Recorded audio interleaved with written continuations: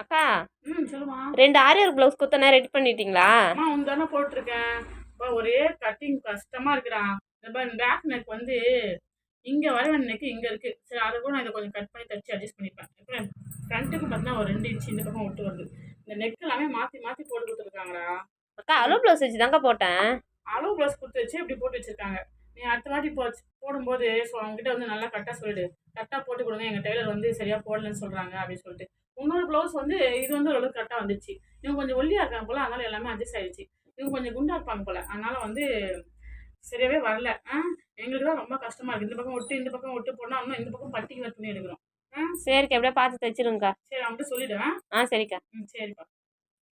இப்போ நீங்கள் ஆரி work material வாங்கினாலும் சரி, இல்லை நீங்கள் போட்டு வாங்கினாலும் சரி, கொஞ்சம் கரெக்டாக போட சொல்லுங்கள். நெக்குக்கு இந்த சைட்லலாம் துணி வந்து கொஞ்சம் விட்டு போட சொல்லுங்கள். ஏன்னா நாங்கள் ரொம்ப கஷ்டப்படுறோம். ஓகேவா? ஏன்னா நான் ஏற்கனவே ஒரு வீடியோ கூட நான் போட்டிருப்பேன். இன்னும் ரொம்ப கஷ்டமாக இருக்குது, நிறைய ஒட்டு வருது அப்படின்னு சொல்லிட்டு ஏற்கனவே சேனலில் போட்டிருக்கேன். இதுமாரி டெய்லரிங் சம்மந்த வீடியோ நிறைய பார்க்கணும்னா நம்ம சேனலை